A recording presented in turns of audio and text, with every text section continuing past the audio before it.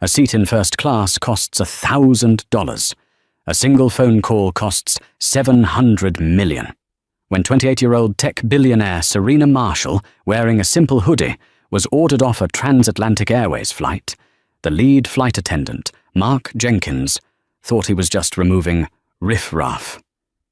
He sneered as he watched security escort her off the plane. But what he didn't know was that Serena wasn't just a passenger. She was the only passenger that mattered. And as the plane door shut, Serena made one call. It wasn't to a lawyer, it was to her CFO. And with 9 simple words, she didn't just freeze the airline's assets, she seized their entire future. The first-class lounge at JFK's Terminal 4 was a study in beige and muted chrome. It smelled of stale coffee and expensive nervous energy. Serena Marshall sat in a corner alcove, her back to the window overlooking the grey tarmac. She wore a black Stanford engineering hoodie, distressed denim jeans, and a pair of high-end, noise-cancelling headphones that were currently silent. She wasn't listening to music, she was using them to buy peace. At 28, Serena was the founder and CEO of AuraConnect, a biotech AI firm that had quietly become the backbone of predictive diagnostics for the next generation. Her net worth, according to the recent Forbes valuation, hovered around $14.2 billion. To the room, however, she was invisible. Or worse, a smudge on their exclusive lens. She was just trying to get to London for the Global Tech Forum. She wasn't a keynote speaker. She'd refused. She was attending to finalize the single largest acquisition of her career, the $700 million purchase of Horizon Transatlantic Airways, TAA, fledgling travel tech division. It was a strategic move, merging her biotech data with their global logistics network. The wire transfer was scheduled to clear the moment she landed. A woman in a stiff, beige blazer and a string of oily-looking pearls paused by Serena's seat. The woman, who looked to be in her late 60s, sniffed loud enough for Serena to hear it over her own thoughts. "Can I help you?" Serena asked, sliding her headphones down around her neck. The woman, whose name tag on her Louis Vuitton carry-on read Karen Chadsworth, looked down her nose. "This area," she said, gesturing vaguely, "is reserved for first-class and platinum members. The gate for standard economy is down the hall." Serena blinked, processing the audacity. "My ticket is 1A, she said, her voice flat. "Is there a problem?" Karen's thin lips pressed into a judgmental line. "It's just that standards are slipping. People bring their personal items." She glanced at Serena's simple canvas backpack and treat the lounge like a public park. Serena felt the familiar, hot prickle of exhaustion. It wasn't anger anymore. It was just a profound weariness. She had spent the last 72 hours in a sterile data room with engineers from Airbus, finalizing schematics for biometric integration. She hadn't slept. She didn't have the energy for this. "My bag fits the carry-on requirements, ma'am. Have a nice flight." Serena slid her headphones back on. The gesture of dismissal was clear. Karen Chadsworth huffed, the sound rattling her pearls, and stalked off toward the espresso bar to complain to the staff. Serena closed her eyes, trying to center herself. She just needed to get on the plane. She just needed to sleep. She felt the vibration of her work phone, a heavy, encrypted model she kept separate. A text from her CFO, David Chen. "Wire is staged. 700 militarysecrets. Ready to execute on your landed signal. Good luck, boss," she texted back. "See you on the other side." Now boarding Transatlantic Airways Flight 101 to London, beginning with our first-class passengers in Zone 1. Serena stood, stretching her back. She slung her backpack over one shoulder and joined the short line. Karen Chadsworth was 2 people ahead of her, already handing her passport to the gate agent. When Serena stepped up, the gate agent, a tired-looking woman named Maria, smiled weakly. "Passport and boarding pass, please." Serena handed them over. Maria scanned the pass. Beep. The light turned green. "Thank you, Miss Marshall. Seat 1A. Enjoy your—" Maria paused, looking up. She glanced at Karen, who was lingering nearby, watching. She glanced back at Serena. "Is there a problem?" Serena asked. "No, no," Maria said, too quickly. "It's just 1A. Right, enjoy your flight." Serena nodded and walked down the jet bridge. She could feel Karen Chadsworth's eyes burning into her back. The chill of the jet bridge was a relief, but as she stepped onto the plane, the atmosphere changed. The air inside the cabin was thick with artificial rose petal scent and the sharp, anxious smile of the lead flight attendant. His name tag read, Mark Jenkins. He was tall, with perfectly coiffed silver hair and a smile that didn't reach his eyes. "Welcome to first class," he said, his voice a smooth, practiced monotone.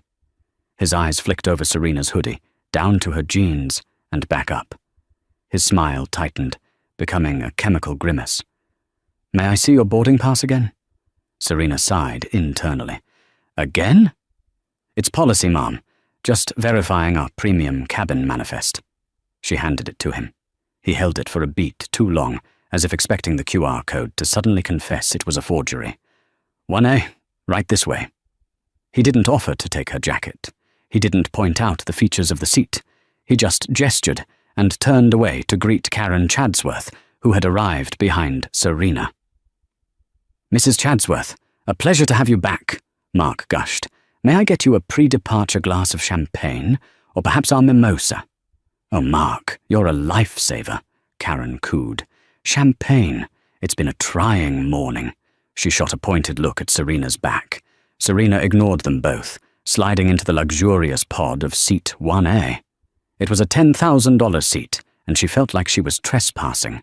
She stowed her backpack, the one containing the encrypted hard drive holding the entire future of Aura Connect's new division, and sat down. She just wanted to sleep, but she knew, with a sinking, cold certainty, that sleep was the last thing she was going to get. The first-class cabin slowly filled. The tension was a low hum beneath the engines. Mark Jenkins was a whirlwind of practiced charm, but only for certain passengers. He refilled Karen Chadsworth's glass twice. He laughed heartily at a joke from a man in a Brioni suit in 2D. When he passed Serena's seat, his face became a mask of professional neutrality. "Ma'am," he said, stopping. Serena looked up. "Yes?" "I'll need you to place your personal item in the overhead compartment. It cannot be at your feet for takeoff." Serena looked down at her small canvas backpack. "It's under the ottoman, well clear of the aisle. It's standard procedure." "On my aircraft," Jenkins replied, his voice dropping slightly. "The policy is that all items must be in the overhead bin. It clutters the cabin." "It's a $10,000 suite," Serena said, her patience wearing thin. "The entire point is the storage space. I've flown this route a dozen times. It's fine where it is." Karen Chadsworth, from 2B, leaned into the aisle. "Mark, she's arguing with you. Can't you see? If she can't follow simple rules, maybe she's not fit for this cabin." The man in the Brioni suit, Robert Miller, a corporate lawyer, looked over. "For goodness sake, Karen, leave the girl alone. Mark, her bag is fine." "You know it is." Mark Jenkins's neck flushed red.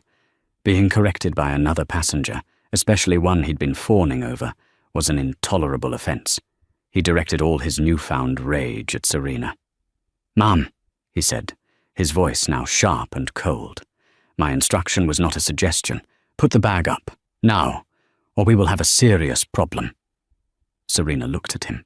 She saw the prejudice, the petty power trip, the desperate need to enforce an imaginary hierarchy. She knew this script. She had lived this script. "Fine," she said. She stood, retrieved her bag, and placed it in the empty bin above her seat. She sat back down. "Happy?" "Compliance is not about happiness, Mum. It's about safety and respect." He stared at her, waiting for her to break eye contact. She didn't. He finally huffed and turned away. A few minutes later, the cabin door was sealed. The captain, Anne Price, came on the intercom. "Good morning. This is Captain Price. Welcome aboard TAA 101. We're just waiting for our final clearance from the tower. Cabin crew, please prepare for takeoff." Serena pulled out her personal phone to send a quick text to her mother. Boarded. Love you. Before she could even type, Jenkins was there, leaning over her, his face inches from hers. Mom, I told you about the phone. We are on an active taxiway. We're not, Serena said, holding up the phone. Airplane mode is on. I'm just connecting to the pre-takeoff Wi-Fi to send a text. It's TAA's own advertised service. I don't care what the service is. You are to put that phone away, he hissed. He was genuinely angry now. This wasn't policy. This was a power struggle. I am putting it away, Serena said, sliding it into her pocket. But your tone is unprofessional. That was the word. The trigger. My tone? Jenkins snapped, loud enough for the front half of the cabin to hear.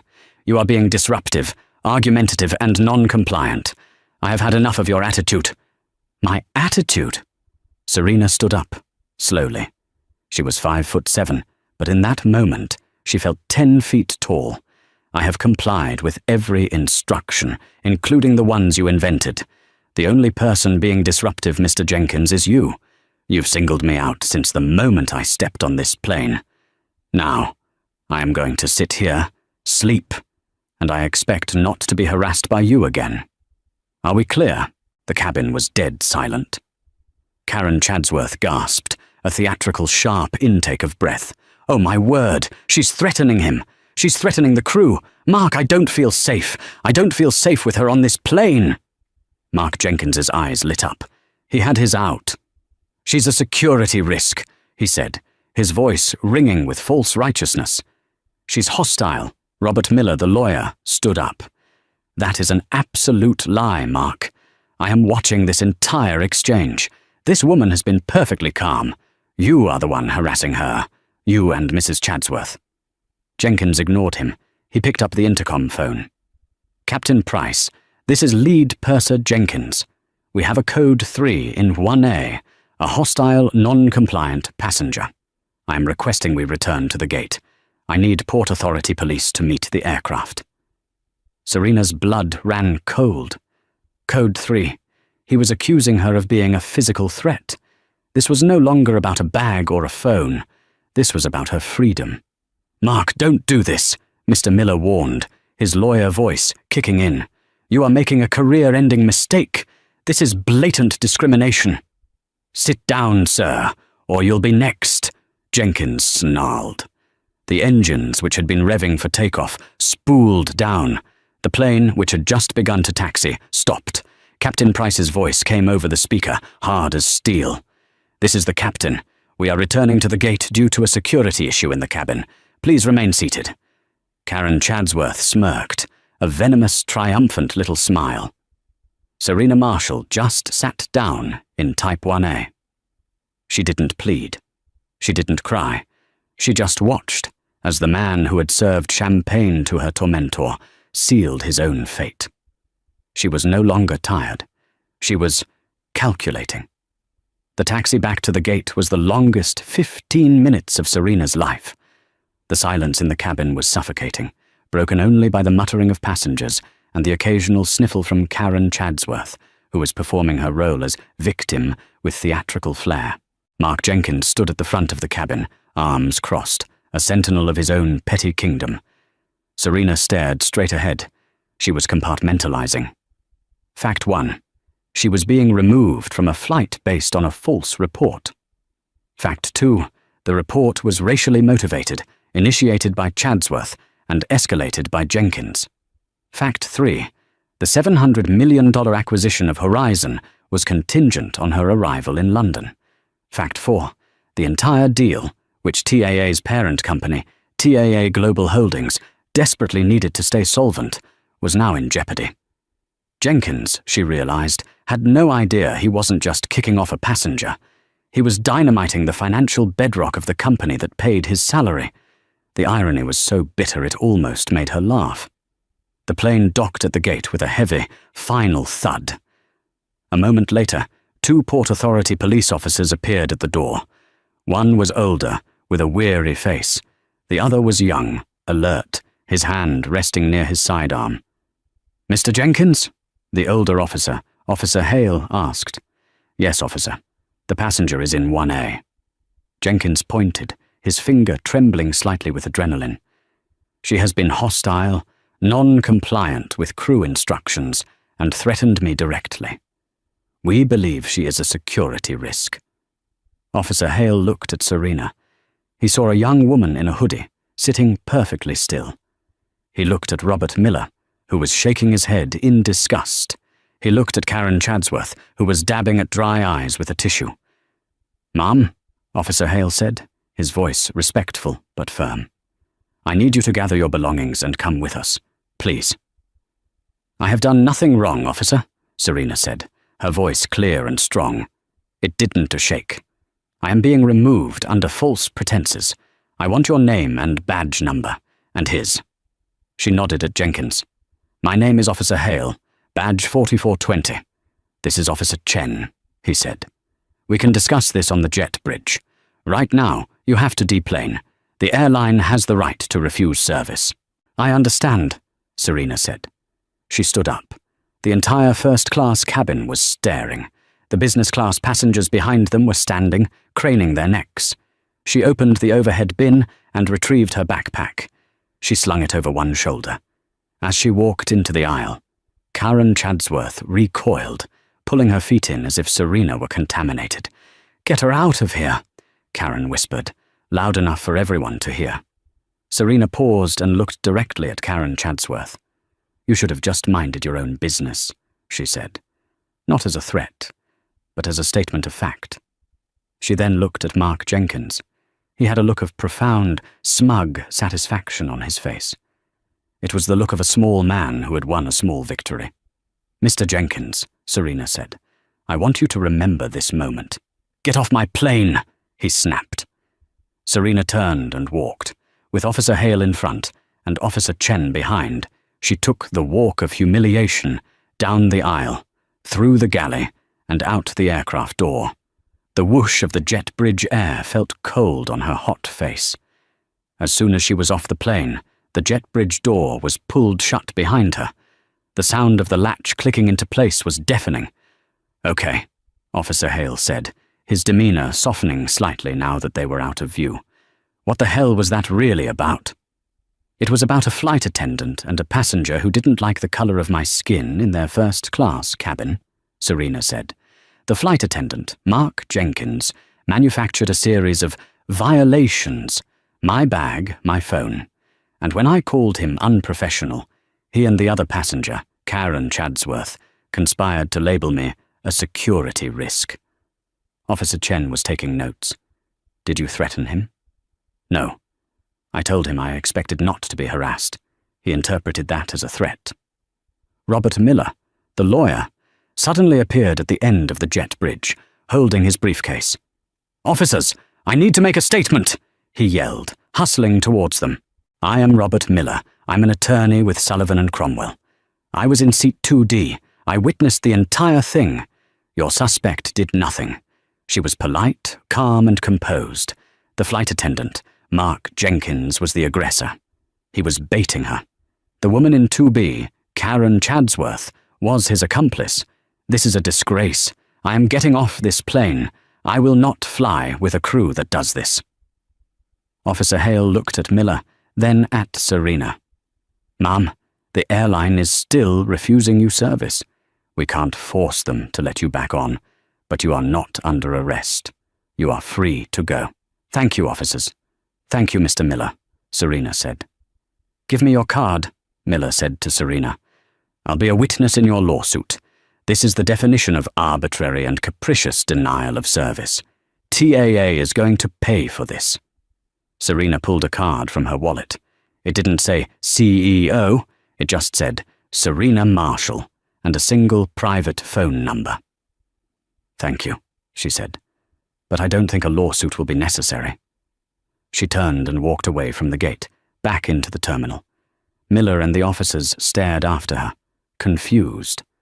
She walked past the duty-free, past the crowded food court, until she found a quiet departure gate that was empty.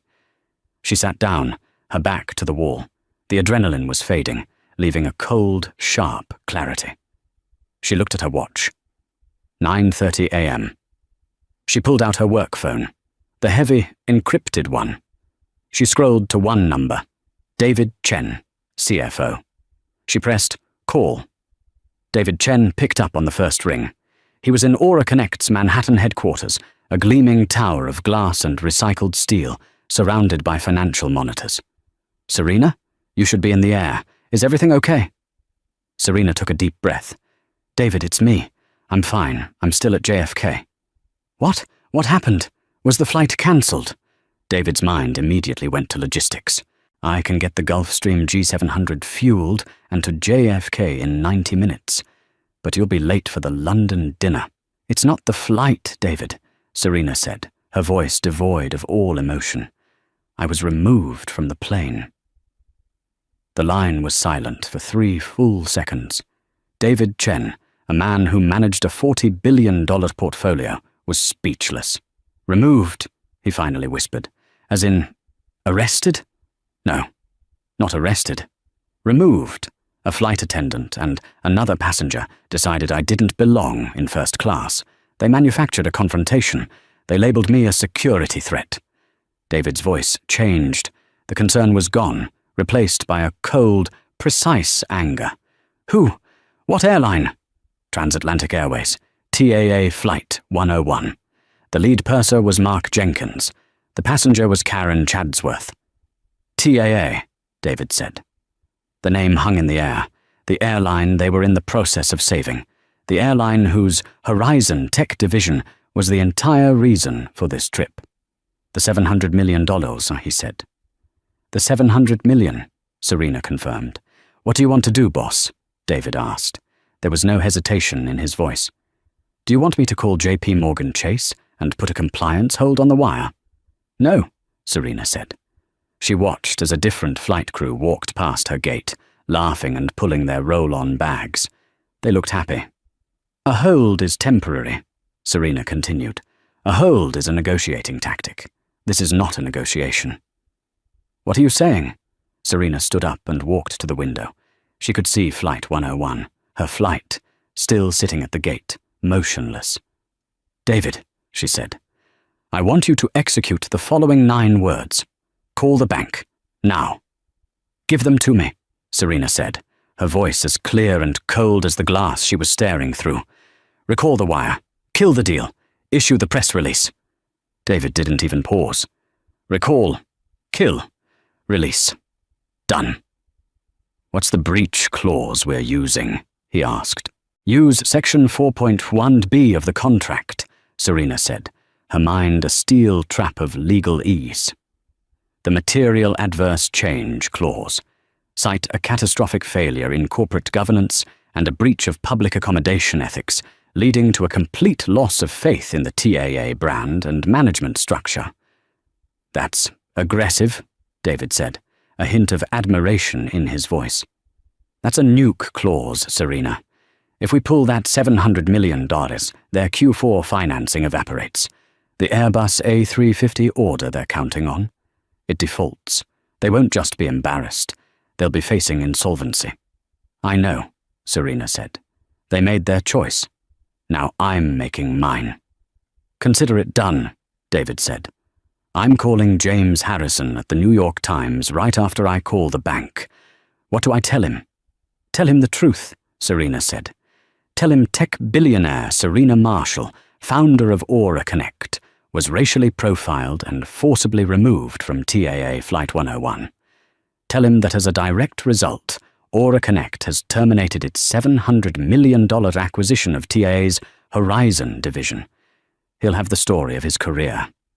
God, David said. They have no idea what they've done. They're about to, Serena said. I'll text you when I'm on my way to London. On your way? How? Call the jet, David. Fuel it up. I'll be there in an hour. She hung up. She sat back down. For a moment, she did nothing. She just breathed. The anger was gone. The humiliation was gone. All that was left was the quiet, humming power of consequence. On the tarmac, she saw a baggage cart drive away from Flight 101. A new ground crew was approaching.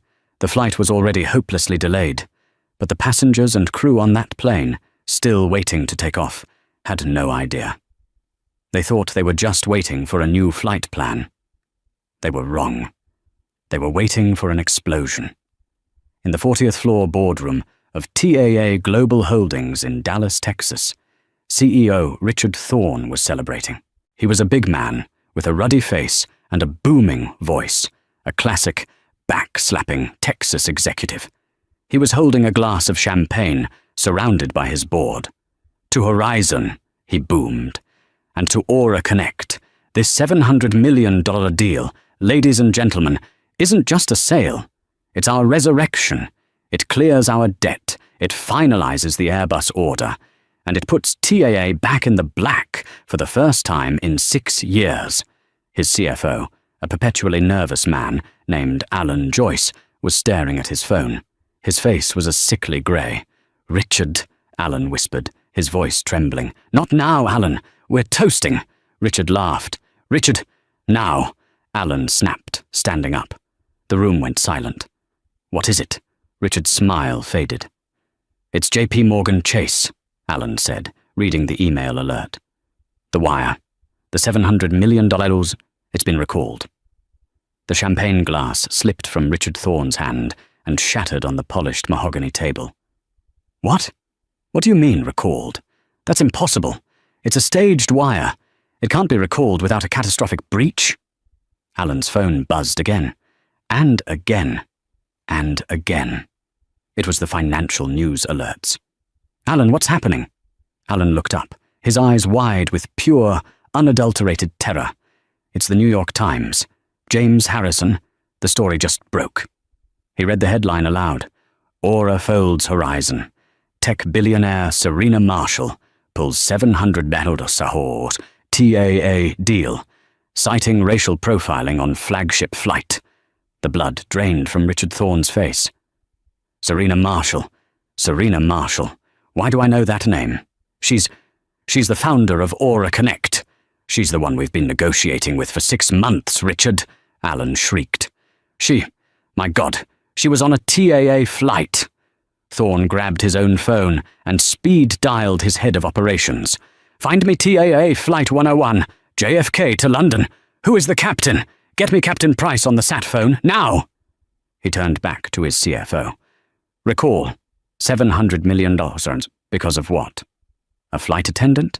Are you telling me my entire company has just been bankrupted by a flight attendant?" Alan was reading from the article. It says, "Ms. Marshall was forcibly removed from Flight 101 by airport police after a lead flight attendant, identified as Mark Jenkins, and another passenger, Karen Chadsworth, allegedly accused Ms. Marshall of being a security threat. Aura Connect has cited a catastrophic failure in corporate governance and pulled all funds." The boardroom was in chaos. Board members were shouting, demanding answers. "Get me the JFK station manager," Thorne roared. "Get me the president. Get me the Pope. Find Serena Marshall. Find her. And ground that plane. Ground that plane." The TAA stock, which had been climbing all morning in anticipation of the deal, was instantly halted by the NYSE. When it reopened for pre-market trading, the ticker simply read, "Error, 99.9%. The $700 million hadn't just been frozen. It was gone, recalled to Aura Connect's accounts. The deal was dead, and with it, Transatlantic Airways, all because Mark Jenkins didn't like a passenger's hoodie. Back on Flight 101, the passengers were growing mutinous. They had been sitting on the plane, at the gate, for over an hour since Serena was removed. "What is going on?" someone shouted from business class. "This is ridiculous." Mark Jenkins was hiding in the galley, avoiding the angry stares. He was starting to sweat. This was no longer a simple removal. This delay was costing a fortune.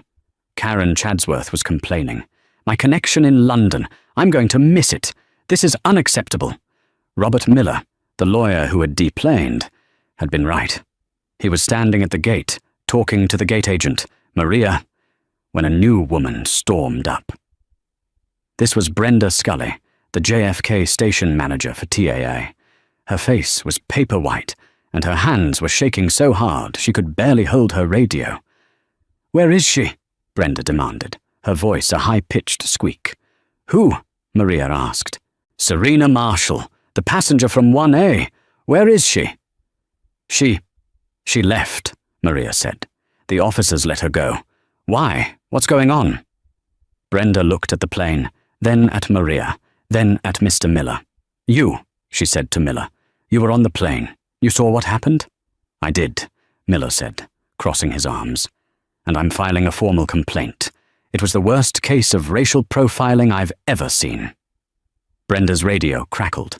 It was the voice of TAA's CEO, Richard Thorne, patched through from Dallas, his voice so loud it distorted the speaker. Scully, did you find her? Is she on the plane? No, sir. She's gone. She left the terminal, Brenda cried into the radio, tears of panic in her eyes. Then find her, Thorne roared. Shut down the terminal. Check every lounge. Check every bathroom.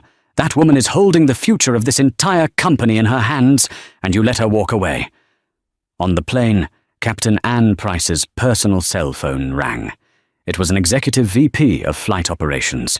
She listened for 30 seconds, her face hardening with every word. I see, she said. She hung up.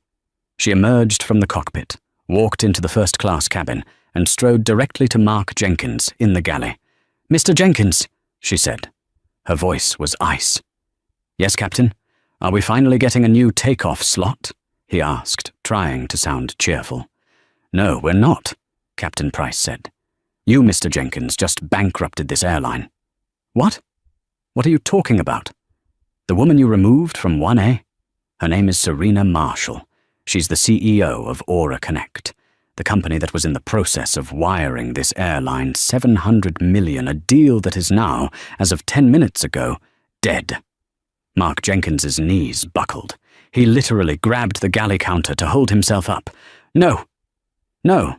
She was just She was wearing a hoodie.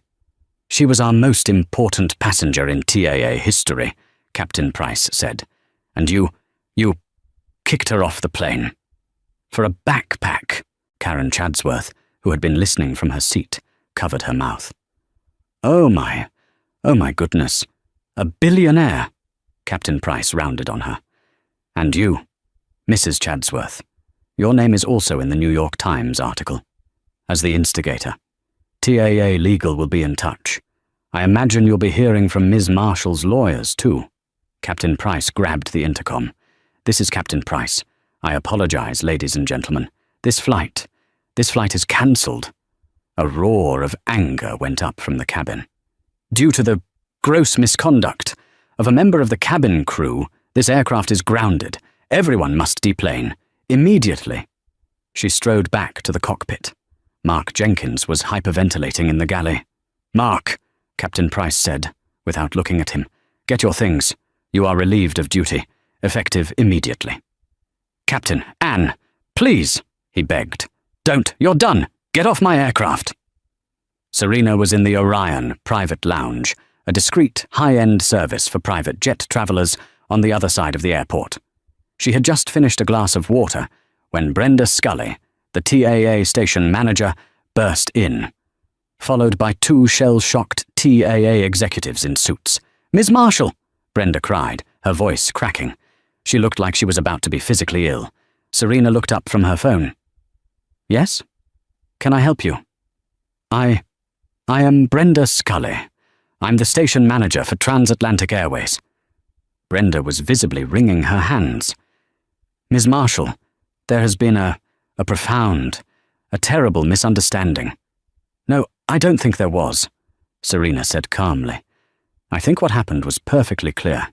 Your employee, Mark Jenkins, racially profiled me. Your passenger, Karen Chadsworth, enabled him, and your airline endorsed it by removing me. Mr. Jenkins has been fired. One of the executives, a VP of customer experience named Harrison, blurts out. Fired. On the spot. His employment with TAA is terminated. Mrs. Chadsworth has been banned for life from all TAA flights and our partner airlines. That's a start, Serena said, taking a sip of water. But it doesn't solve my problem, or yours. Ms. Marshall, Brenda pleaded, Our CEO, Mr. Richard Thorne, is on this iPad. He is begging to speak with you. Begging." Brenda held out an iPad. On the screen was Richard Thorne, his face purple with stress, his hair a mess. He was in his Dallas boardroom, the broken champagne glass still visible on the table. "Ms. Marshall?" Thorne's booming voice was now a desperate rasp. "Ms. Marshall, I don't have words.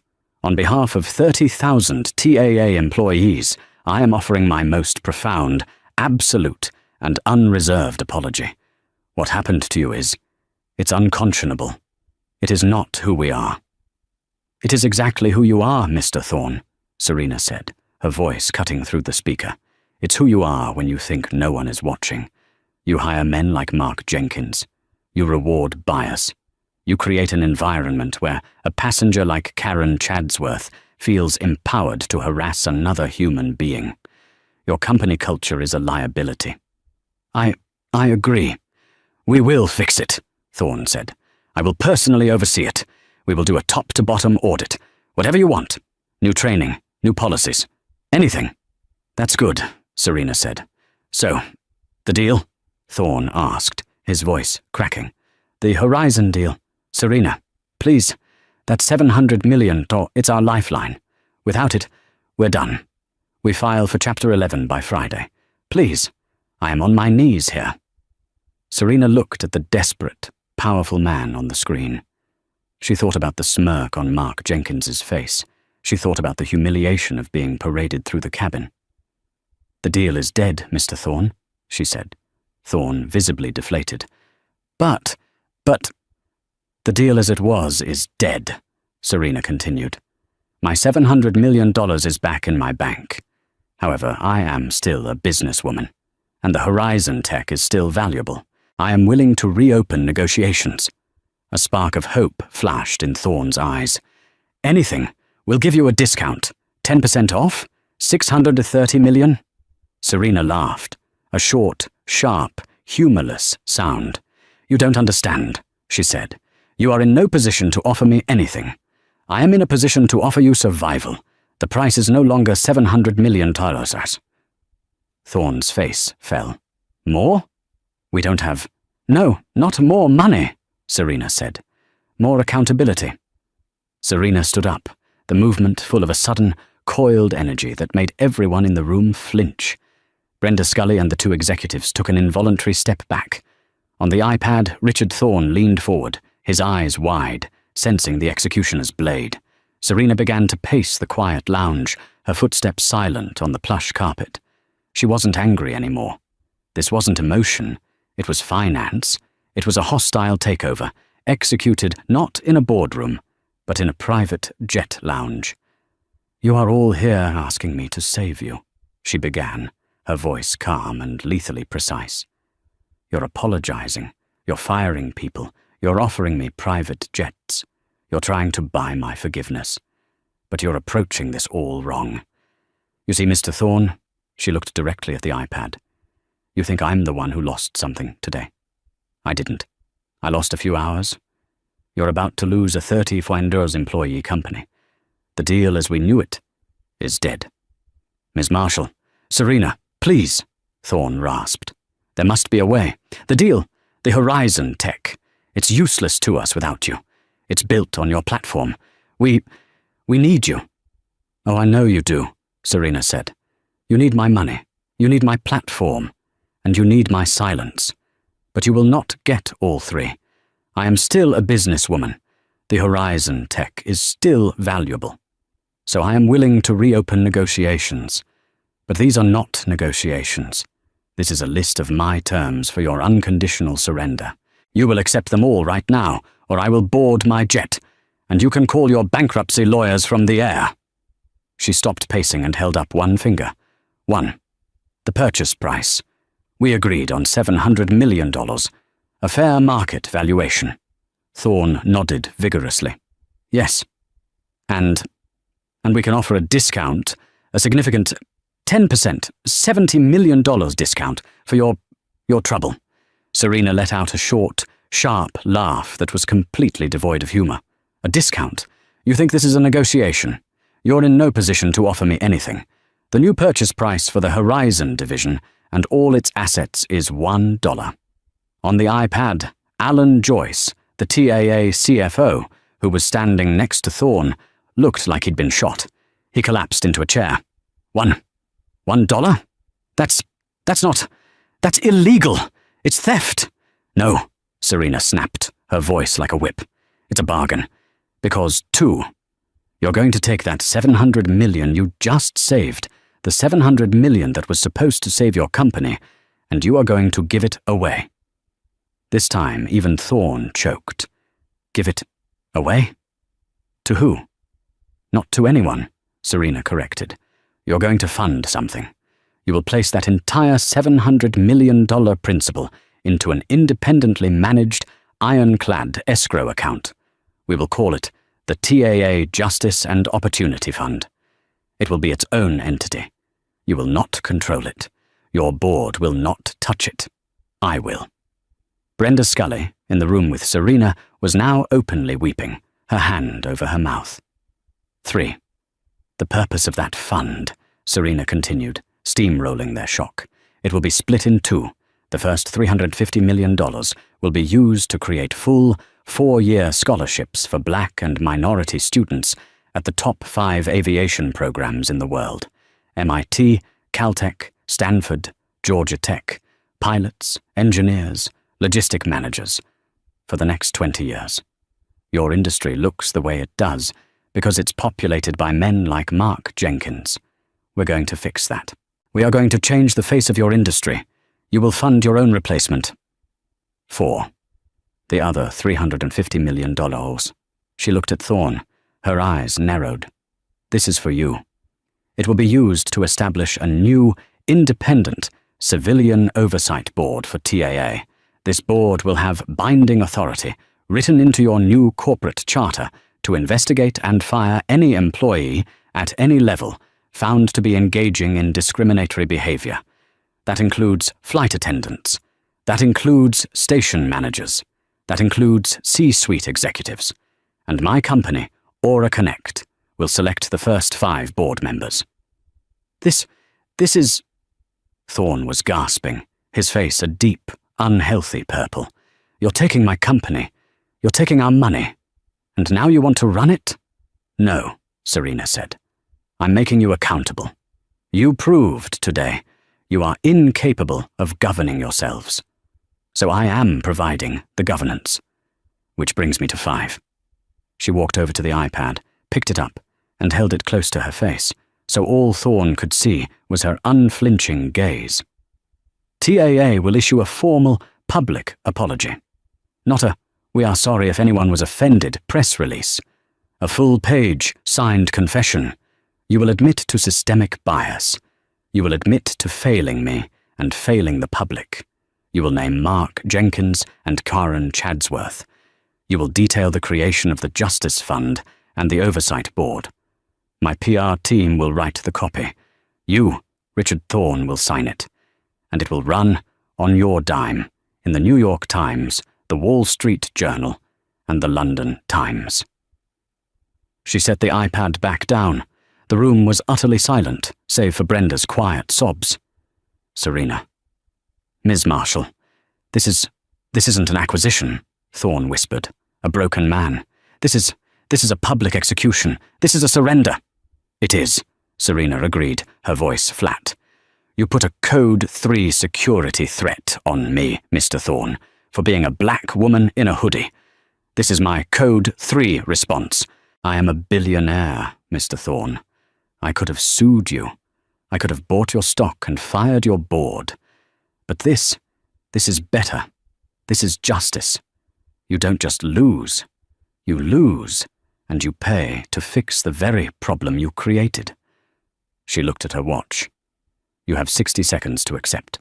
After that, my offer for $1 reverts to $0, and I call James Harrison at the Times back with an update. Your choice. Thorne looked at his CFO.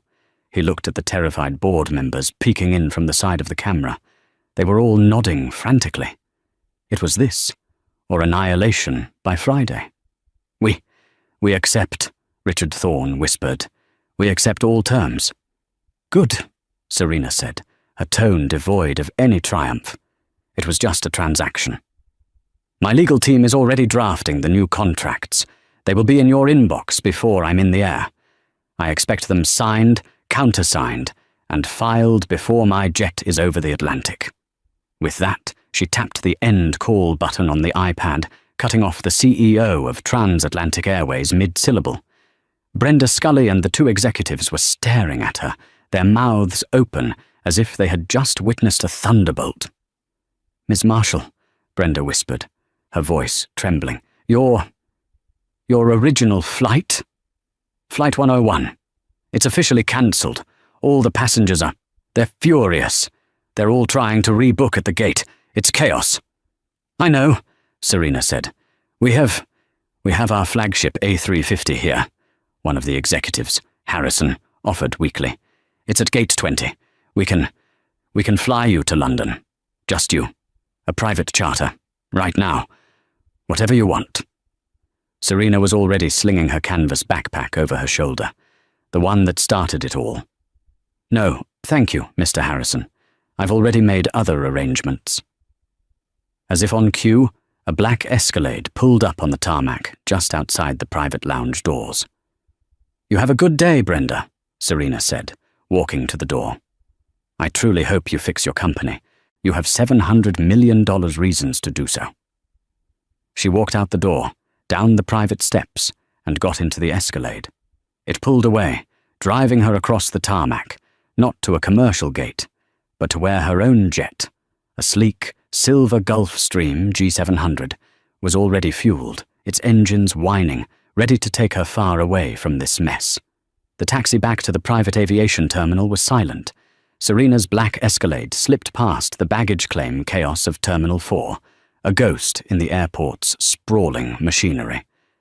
Within minutes, she was through a private security gate and standing on the tarmac in front of her Gulfstream G700.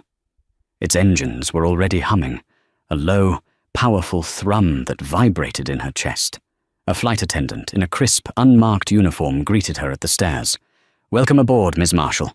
We have your preferred Earl Grey tea and the London briefing packets ready."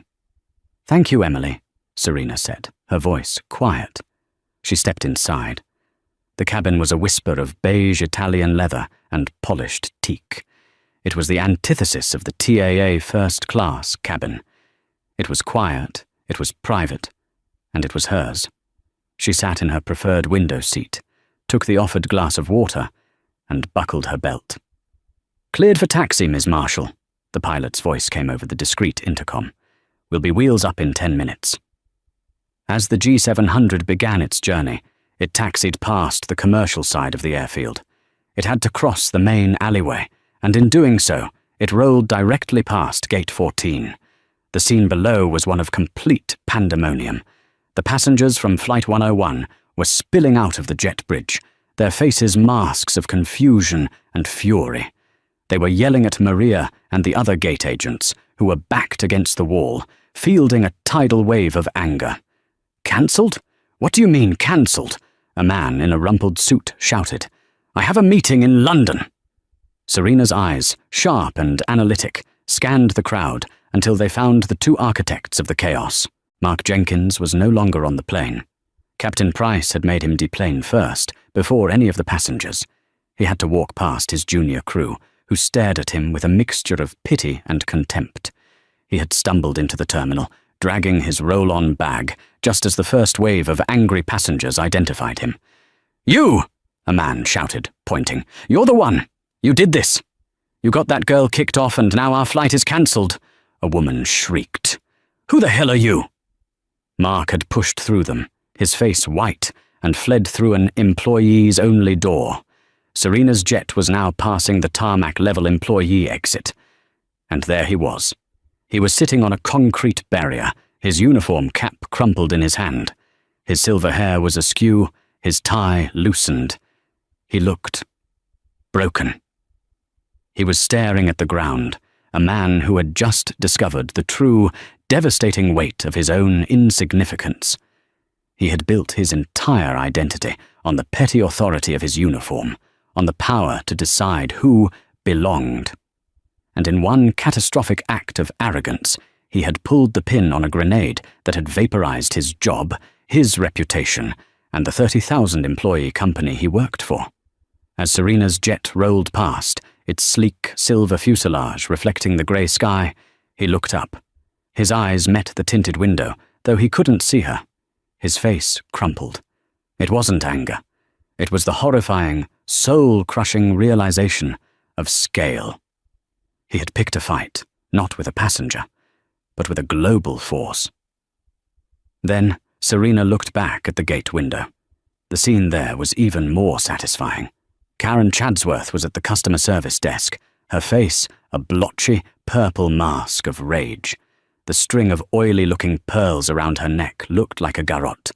"What do you mean the next flight is tomorrow?" she was screaming, slamming her Louis Vuitton carry-on onto the counter. "I demand to be put on the next flight. I am a Platinum Executive member. I know Richard Thorne." Maria, the gate agent, who now knew the entire story and was high on the fumes of righteous justice, was typing slowly into her computer. She didn't look up. "Ma'am, as I've explained," Maria said, her voice bored and lethal, "your flight is cancelled. All subsequent TAA flights are—" She paused, experiencing system-wide delays. "There are no available seats." "Then book me on British Airways. Book me on Virgin. I have an Alliance membership," Karen shrieked. "I can't seem to do that," Maria said, tapping one more key. "It seems your platinum status has been revoked." "Revoked? Revoked? You can't do that." "Oh, it's already done, ma'am," Maria said, finally looking up. Her eyes were cold. "And it also seems your name has been placed on the TAA permanent no-fly list for passenger misconduct and endangerment of crew. That ban is shared with our global alliance partners. You will not be flying British Airways, or Lufthansa, or Cathay. Not today. Not ever." The blood drained from Karen's face. The weapon she had wielded all her life, her status, her privilege, had just been melted down and reforged into her cage. The woman who lived to fly first class was now, effectively, grounded for life. "You'll have to book travel on another non-affiliated airline, ma'am," Maria said, turning to the next person. "Now please step aside. You are holding up the line." Karen Chadsworth stood there, her mouth opening and closing, utterly speechless for the first time in her life. Serena's G700 turned onto the main runway. The pilot throttled the engines, and the jet surged forward, pressing her back into the plush leather. It lifted into the air with a grace the TAA A330 could only dream of, banking sharply over the Atlantic. Serena finally leaned her head back. She closed her eyes. The anger was gone. The humiliation had been processed and filed away. All that was left was a profound, bone-deep exhaustion. She didn't feel victorious. She felt tired. Tired of having to fight. Tired of a world that still demanded she prove her right to exist in spaces she had earned and could buy and sell 1,000 times over. Her work phone buzzed on the teak table, a text from David. She picked it up. Contracts signed, scanned, and filed. The 700 meters TAA Justice and Opportunity Fund is live. The Horizon Tech is secure in our servers. Total cost, €1. A second text buzzed immediately after. P.S. You might want to watch the market. TAA stock didn't just halt. The exchange delisted it. They're filing for Chapter 11 and restructuring tonight, under the terms of our agreement. The news is calling it the Jenkins Incident. You didn't just freeze their assets, boss. You forced a hostile takeover using nothing but their own bigotry. Serena smiled. A small, tired, but very real smile. She looked out the window at the endless blue of the ocean stretching out below her. She hadn't started this war. She hadn't asked for this fight. But when they came for her, they forgot to ask who she was. They thought she was a target. They just learned that this target doesn't just shoot back. She owns the entire arsenal. She put the phone on silent, reclined her seat, and finally, As the coast of America disappeared behind her, she slept. And that's how a simple flight attendant's prejudice and one passenger's disgusting arrogance cost an airline its entire $700 million future. They thought they were just putting a difficult woman in her place. They learned they were picking a fight with a queen who owned the entire chessboard. The story of Serena Marshall reminds us that karma isn't always instant. But when it's corporate karma, it can be devastating. Mark Jenkins didn't just lose his job, he became the face of a corporate collapse. Karen Chadsworth didn't just miss her flight, she lost her privilege forever. What did you think of Serena's response? Was it too much, or was it exactly the hard lesson TAA needed to learn? Let me know your thoughts in the comments below. If you loved this story of justice, make sure to hit that like button, share this video with someone who needs to see it, and please subscribe to the channel for more stories where the powerful are held accountable.